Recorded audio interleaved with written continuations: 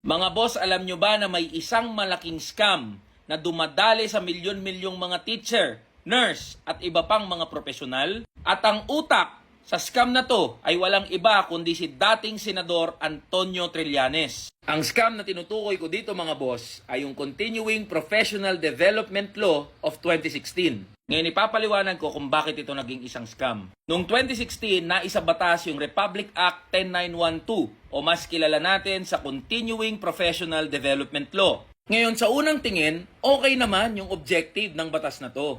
Gusto ng batas na to na gawing internationally competitive yung mga teacher, nurse, engineer, architect at iba pang mga licensed professionals dito sa bansa natin. Sino ba nga ayaw na maging internationally competitive yung mga licensed professionals natin? Gusto natin lahat yun. Ngayon, para daw mangyari yun, sabi ng batas na to, kailangan daw umattend ng mga licensed professionals natin ng iba't ibang mga training gaya ng forum, seminar, at iba pang activities na mag-i-improve ng kanilang skills, talents, at iba pang mga qualifications. Ngayon mga boss, para matiyak na natutupad tong batas na to, nakasulat sa Article 3, Section 10 na mandatory sa lahat ng licensed professionals ang CPD bago sila makapag-renew ng lisensya.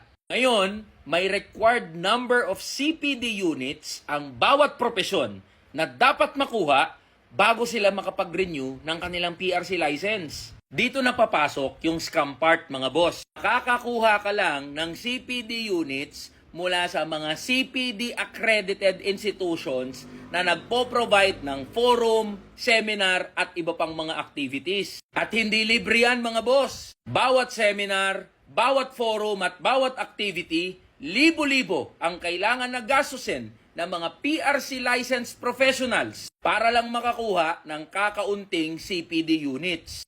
Puta, magkano ba yung sahod ng mga teacher at nurse at iba pang mga licensed professionals? Hindi naman din yan sagot ng mga kumpanya at pinapasukan ng mga licensed professionals. Kanya-kanyang gastos yan at kanya-kanyang gawa ng paraan para lang maka-attend dyan sa mga forum na yan. At karamihan dyan sa mga forum at activities na yan ay walang kwenta. Kadalasan sa mga activities niyan, isang buong araw na forum na wala namang dagdag sa skills and talents ng mga licensed professionals. Nasaan na yung pangako ng batas na yan? Bakit hindi pa rin internationally competitive yung mga licensed professionals natin? Bakit marami nag-a-abroad? Nasaan ka na ngayon, Trillanes? Bakit pagdating sa bagay na to, tanggal yung angas mo, tanggal yung yabang mo? Bakit tayo mong pag-usapan tong sekreto mo? Na ikaw ang gumawa ng batas na nagpapahirap sa mga PRC licensed professionals. Tapang ka lang pala pag hindi teacher, nurse, architect, engineer at ibang licensed professionals yung kaharap mo.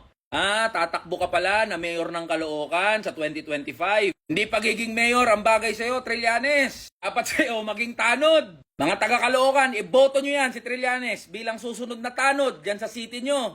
Nang makapagbayad yung gagong yan sa kasalanan niya sa lahat ng guro, nurse at mga licensed professionals dito sa bansa natin. Antonio Trillanes for tanod ng Caloocan.